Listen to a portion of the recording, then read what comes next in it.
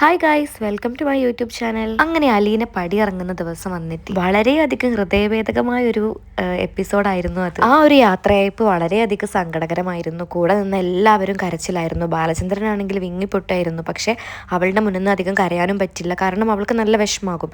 അവൾക്കും തന്നെ എല്ലാവരെയും പിരിയുന്നതിൽ നല്ല സങ്കടമുണ്ട്.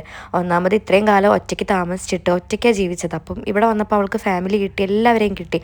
ആദ്യം എല്ലാവരും അവളെ തള്ളി പറഞ്ഞെങ്കിലും പിന്നീട് അങ്ങോട്ട് അവളെ സ്നേഹത്തിൽ പൊതിയായിരുന്നു. അതുകൊണ്ട് തന്നെ അവിടുന്ന് പോകാൻ അവളുടെ മനസ്സും അനുവദിക്കുന്നില്ല. അവൾക്ക് അത്ര ഇഷ്ടമായിരുന്നു എല്ലാവരെയും. പിന്നെ ഈ വൈജ കാരണമാണല്ലോ അവൾ പോകുന്നത്. എന്തായാലും അവൾ പടിയിറങ്ങാണ്.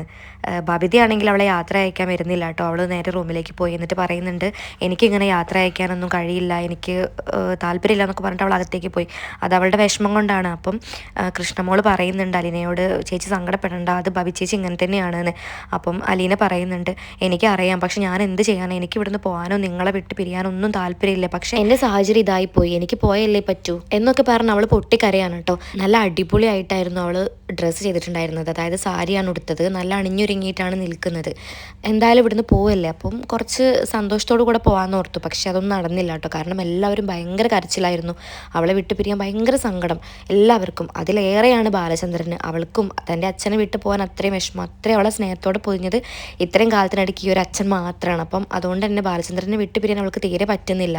അങ്ങനെ അവൾ രോഹിത്തിനോട് സംസാരിക്കുന്നുണ്ട്. രോഹിത്തെ, നിന്നെ എനിക്ക് വിശ്വാസമാണ്, നീ എനിക്ക് വാക്ക് തന്നിട്ടുണ്ട്, നീ നിൻ്റെ പെങ്ങന്മാരെയൊക്കെ നന്നായിട്ട് നോക്കണം. അതുപോലെ അച്ഛനൊരു ഹാർട്ട് പേഷ്യൻ്റ് ആണ്, അതുകൊണ്ട് അച്ഛനെ വേദനിപ്പിക്കരുത് കേട്ടോ, അച്ഛനെ വിഷമിപ്പിക്കുന്ന കാര്യങ്ങളൊന്നും പറയരുത് എന്നൊക്കെ അവളിങ്ങനെ ഉപദേശിച്ചു കൊടുക്കുന്നുണ്ട്. പിന്നീട് അവൾ കൃഷ്ണമോളോടാണ് കേട്ടോ സംസാരിക്കുന്നത്. അവൾ പറയുന്നുണ്ട്, മോളെ നിനക്കെല്ലാം അറിയാം, എല്ലാവരെക്കാളും സത്യം നിനക്കറിയാം. അപ്പം ഇനി അച്ഛനും അമ്മയും തമ്മിൽ എന്തെങ്കിലും പ്രശ്നം ഉണ്ടാകുമ്പം അച്ഛനെ നീ വേണം പറഞ്ഞ് സമാധാനിപ്പിക്കാനും ആശ്വസിപ്പിക്കാനും എന്നൊക്കെ പറയാൻ കേട്ടോ. അത് കഴിഞ്ഞ് പിന്നെ അവൾ ഇറങ്ങുകയാണ് കാറിലേക്ക്.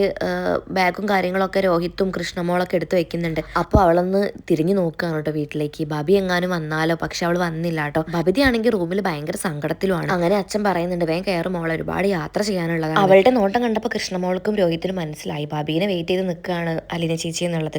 അങ്ങനെ അവർ പറയുന്നുണ്ട്, ചേച്ചി വണ്ടിയിൽ കയറിക്കോ, ബബി എന്തായാലും വരില്ല, അവൾക്ക് എന്തായാലും ഇത് സഹിക്കാൻ പറ്റില്ല എന്നൊക്കെ പറയാണ് കേട്ടോ. എങ്കിലും അലീന ഒരു പ്രതീക്ഷയോടുകൂടെ അവിടെ നിൽക്കുകയാണ്. താൻ പോകുന്നത് അവൾ കാണാൻ വരും, അല്ലെങ്കിൽ യാത്ര അയക്കും എന്നൊക്കെ അങ്ങനെ ഒരു ചിന്തയിൽ അവിടെ നിൽക്കുകയാണ് കേട്ടോ. അങ്ങനെ കൃഷ്ണമോള് വീണ്ടും അകത്ത് പോയിട്ട് ബബിയോട് സംസാരിക്കുന്നുണ്ട്. അപ്പോൾ ബബിത പറയുന്നുണ്ട്, എനിക്കിഷ്ടമല്ല, എനിക്ക് ചേച്ചി പോകുന്ന കാണാൻ വയ്യ, ഞാൻ എങ്ങോട്ടും ഇല്ല എന്നും പറഞ്ഞ് അവിടെ വീണ്ടും ഇരിക്കുകയാണ് ഒരു വാശി പോലെ. അങ്ങനെ കൃഷ്ണമോൾ പുറത്തേക്ക് വന്നിട്ട് പറയുന്നുണ്ട്, ഇല്ല ചേച്ചി ബബി വരുന്നില്ല എന്ന്. ബബി ആണെങ്കിൽ കൃഷ്ണമോൾ പോയപ്പോൾ തന്നെ ഭയങ്കരമായിട്ട് പൊട്ടിക്കറിയാണ് കേട്ടോ. അപ്പോൾ അച്ഛൻ പറയുന്നുണ്ട്, മോളെ നീ ഇങ്ങോട്ട് കയറാൻ നോക്ക് എന്നൊക്കെ പറഞ്ഞിട്ട് അങ്ങനെ അവൾ വണ്ടിയിൽ കയറി ഇരുന്നിട്ട് എല്ലാവരോടും യാത്ര പറഞ്ഞു പോവാണ്. മുന്നിൽ നിന്നും ആ കാറ് മറഞ്ഞതും രോഹിത്തും കൃഷ്ണമോളും ഒരു നിൽപ്പ് നിൽക്കുന്നുണ്ട് ആ ഒരു വീട്ടുമുറ്റത്ത്. അമ്മ നഷ്ടപ്പെട്ട് അനാഥരായ മക്കളെ പോലെ. കാരണം അവർക്കൊരു അമ്മ പോലെ തന്നെയായിരുന്നു നമ്മുടെ അലീന. അത്രയും സ്നേഹം അവൾ ആ ഒരു കുറഞ്ഞ കാലയളവിൽ അവർക്ക് എല്ലാവർക്കും വാരിക്കോരി കൊടുത്തിട്ടുണ്ട്. അതുകൊണ്ട് തന്നെയാണ് അവൾ പോകുന്നത് അവർക്ക് അത്രയും താങ്ങാൻ കഴിയാത്തത്. അങ്ങനെ രോഹിത്ത് കൃഷ്ണമോളെ സമാധാനിപ്പിക്കുന്നൊക്കെ ഉണ്ട് കേട്ടോ. അങ്ങനെ അവർ നേരെ ബബിതയുടെ റൂമിലേക്കാണ് പോകുന്നത്. ബബിതയാണെങ്കിൽ കരഞ്ഞുകൊണ്ടിരിക്കുക. അവരെ കണ്ടപ്പോൾ അവൾ പെട്ടെന്ന് മുഖം മാറ്റുന്നുണ്ട്. അപ്പോൾ കൃഷ്ണമോൾ ചോദിക്കുന്നുണ്ട്, ചേച്ചി എന്താ കരയാണോ? അല്ലെങ്കിൽ ചേച്ചി പോയിട്ട് ചേച്ചിക്ക് സഹിക്കാൻ പറ്റിയില്ല, പക്ഷെ അങ്ങോട്ട് വന്നില്ലല്ലോ. അപ്പോൾ അവൾ പെട്ടെന്ന് ദേഷ്യത്തോട് കൂടെ പറയുന്നുണ്ട്, ആര് കരഞ്ഞു, ഞാൻ കരഞ്ഞിട്ടൊന്നുമില്ല എന്നും പറഞ്ഞ് എന്തൊരു സാധനം അവളുടെ മേലേക്ക് വലിച്ചെറിയുന്നുണ്ട് കേട്ടോ. അങ്ങനെ അവർ പിന്നെ അവിടെ നിന്ന് പോവാണ്. അത് കഴിഞ്ഞപ്പോൾ ബബിത വീണ്ടും സ്വസ്ഥമായിട്ടിരുന്ന് പൊട്ടിക്കരയാണ്. അവൾക്ക് തീരെ സഹിക്കാൻ പറ്റുന്നില്ല, അത്രയും അവൾക്ക് വിഷമമായിട്ടുണ്ട്. അലീനയാണെങ്കിൽ ഭയങ്കര കരച്ചിലാണ് കേട്ടോ. വണ്ടി എടുത്തത് മോൾ ഭയങ്കരമായിട്ട് കരയാണ്. അപ്പോൾ ബാലചന്ദ്രൻ ചോദിക്കുന്നുണ്ട്, മോളെ നിനക്ക് ഇത്രയും വിഷമമാണെങ്കിൽ നീ എന്തിനാണ് ഈ ഒരു തീരുമാനം എടുത്തത്? നിന്നെ ആരും നിർബന്ധിച്ചില്ലല്ലോ, നീ ഒറ്റയ്ക്ക് തന്നെയല്ലേ ഈ ഒരു തീരുമാനം എടുത്തത്. ഇനിയിപ്പോൾ നീ ഞങ്ങൾക്ക് വേണ്ടിയിട്ടാണ് ഈ ഒരു തീരുമാനം എടുത്തെങ്കിൽ വൈജയന്തിക്ക് ഇപ്പോൾ ഇതൊരു താൽക്കാലിക സന്തോഷം മാത്രമായിരിക്കും. ഞങ്ങളെ സംബന്ധിച്ച് ഞങ്ങൾക്ക് ഒരിക്കലും ഇതൊരു സന്തോഷം തരുന്ന കാര്യമല്ല. അപ്പോൾ നീ എന്തിനാണ് മോൾ അങ്ങനെ ഒരു തീരുമാനം എടുത്തത്? അത് കേട്ടപ്പോൾ അവൾ പറയുന്നുണ്ട്, അല്ല അച്ഛ, അങ്ങനെയല്ല, ഞാൻ സ്വയമായിട്ട് എടുത്ത തീരുമാനം തന്നെയാണ് അച്ഛ ഇത്. എനിക്ക് പോയേ പറ്റൂ. ഞാൻ ഒരുപാട് കാര്യങ്ങൾ മുന്നിൽ കണ്ടിട്ട് തന്നെയാണ് ഇങ്ങനെ ഒരു തീരുമാനം എടുത്തത്. പക്ഷെ എന്തോ എനിക്ക് സഹിക്കാൻ പറ്റുന്നില്ല. കാരണം അത്രയും സന്തോഷത്തിലായിരുന്നു ഇത്രയും നാളുകൾ നമ്മൾ താമസിച്ചത്. ഞാൻ എൻ്റെ അമ്മയെ തേടി വന്നതാണെങ്കിലും എനിക്കൊരു കുടുംബം സ്വന്തമായിട്ട് കിട്ടി. അമ്മയെ കിട്ടിയില്ലെങ്കിൽ പോലും എനിക്ക് സ്വന്തമായിട്ടൊരു കുടുംബം കിട്ടിയില്ല അച്ഛാ, എനിക്കത് പോരെ. അതുപോലെ എനിക്ക് ഏറ്റവും സന്തോഷം തരുന്ന കാര്യം എന്താണെന്നറിയോ? അച്ഛൻ എല്ലാവരുടെ മുന്നിലും എൻ്റെ മകളാണിവൾ, എൻ്റെ മകളാണെന്ന് പറയുമ്പോൾ എനിക്ക് എന്തുമാത്രം സന്തോഷം എന്നറിയോ? അത് കേട്ടപ്പോൾ ബാലചന്ദ്രൻ വിങ്ങി പൊട്ടിക്കരയാണ് കേട്ടോ. കാരണം അത്രയും നേരം കടിച്ചു പിടിച്ച് വെച്ച സങ്കടം മൊത്തം ആ ഒരൊറ്റ നിമിഷത്തിൽ അണപ്പൊട്ടി ഒഴുകാണ്. അത്രയും ബാലചന്ദ്രന് സഹിക്കാൻ പറ്റുന്നില്ല അവളുടെ വിയോഗം. കാരണം അത്രമാത്രം അവൾ തന്നെ സ്നേഹിക്കുന്നുണ്ട്, താൻ തിരിച്ചു അവളെയും സ്നേഹിക്കുന്നുണ്ട്. അത്രയും നല്ലൊരു മോള്, അതാണ് ബാലചന്ദ്രൻ്റെ മനസ്സിൽ.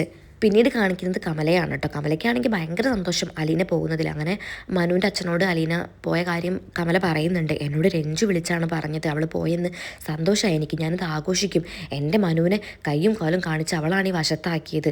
അതുപോലെ തന്നെ ആരി ജയിലിലാവാൻ കാരണം അവൾ തന്നെയാണ്. എന്തായാലും ആ നാശം പോയത് നന്നായി, ഇത് ഞാൻ ആഘോഷിക്കും എന്നൊക്കെ പറയുമ്പോൾ ഇതെല്ലാം കേട്ട് നിൽക്കുന്ന ഗംഗാധരനും അതുപോലെ തന്നെ എന്താ പറയുക മനുവിൻ്റെ അച്ഛനും ഒക്കെ നല്ല ദേഷ്യം വരുന്നുണ്ട് കേട്ടോ. മനുവിന് നല്ല ദേഷ്യം വരുന്നുണ്ട്. അപ്പോൾ അവർ പറയുന്നുണ്ട് എന്താ നീ ഇങ്ങനെയൊക്കെ പറയുന്നത്. അപ്പോൾ കമല പറയുന്നുണ്ട് പിന്നല്ലാതെ ഞാൻ എന്താ പറയേണ്ടത്, ഇതൊക്കെ അല്ലേ സത്യം. അല്ല, ഹരി പോയത് അവൾ കാരണമല്ല, അത് അവൻ്റെ കയ്യിലിരിപ്പോണ്ടല്ല അവൻ പോയത് ജയിലിൽ, അല്ലാതെ അത് അലീനൻ്റെ കാരണം കൊണ്ടൊന്നല്ലല്ലോ. വെറുതെ എന്തിനാ നീ ഇങ്ങനെ ഓരോന്ന് പറയുന്നത്. അപ്പോഴും കമല വിട്ടു കൊടുക്കുന്നില്ല കേട്ടോ. കമല പറയുന്നുണ്ട് ഇനിയിപ്പോൾ നോക്കിക്കോ എല്ലാവർക്കും വെച്ചിട്ട് കയറ്റായിരിക്കും, അവൾ കാരണം എല്ലാം നശിച്ചു പോയിരുന്നു. അപ്പോഴേക്കും ഇവരവളെ കളിയാക്കിയിട്ട് പറയുന്നുണ്ട് ഓ എന്നാൽ പിന്നെ നമുക്ക് എല്ലാവർക്കും ബിസിനസ് തുടങ്ങാം, അതുകൊണ്ട് വെച്ചിട്ട് കയറ്റാവുമല്ലോ. അപ്പോൾ കമല പറയുന്നുണ്ട് ഓ നിങ്ങളെന്നെ കളിയാക്കാണല്ലേ, കണ്ടോ എല്ലാവരും കണ്ട് മനസ്സിലാക്കിക്കോ ഞാൻ പറഞ്ഞു സത്യമാണോ അല്ലേ എന്നുള്ളത്. വലിയ എന്തോ ഒരു നിധി കിട്ടിയ സന്തോഷമായിരുന്നു കേട്ടോ കമലയ്ക്ക്. അതുപോലെ തന്നെ ബാക്കിയുള്ളവർക്കൊരു ടെൻഷൻ വൈജയന്തി നീ അങ്ങോട്ട് പോവോ എന്നൊക്കെയാണ്. അങ്ങനെ മനുവിൻ്റെ അച്ഛനോട് ഗംഗ ചോദിക്കുന്നുണ്ട് നമുക്ക് അവളോട് സംസാരിക്കാം, അവൾ അങ്ങോട്ട് പോയിക്കോട്ടെ എന്നൊക്കെ അങ്ങനെ അവർ ഡിസ്കസ് ചെയ്യുന്നുണ്ട്.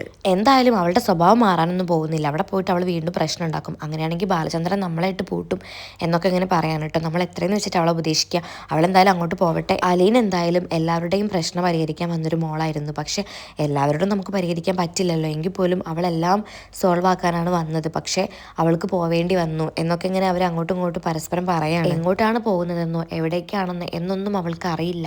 ബാലചന്ദ്രൻ വിളിച്ചു, അച്ഛനാണല്ലോ, അതുകൊണ്ട് അവൾ പോയി. എന്തായാലും അത്രയും നല്ലൊരു സുരക്ഷിതമായ കൈകളിലാണ് അവളെ ഏൽപ്പിക്കാൻ പോകുന്നതെന്ന് അവൾക്ക് അറിയില്ലല്ലോ. എന്തായാലും എല്ലാം മംഗളമായിട്ട് നടക്കട്ടെ. വൈജയന്തിയുടെ കാര്യത്തിൽ ഇനി നമുക്കൊന്നും ചെയ്യാനില്ല, അവളുടെ സ്വഭാവം മാറാൻ പോകുന്നില്ല. ഇനി അവിടെ പോയിട്ട് അവൾ നന്നാവുമോ അല്ലെങ്കിൽ വീണ്ടും പഴയ പോലെ പ്രശ്നം ഉണ്ടാക്കുമോ എന്നൊക്കെ നമുക്ക് നോക്കാം എന്നൊക്കെ ഇങ്ങനെ അവർ പരസ്പരം പറയാണ് കേട്ടോ.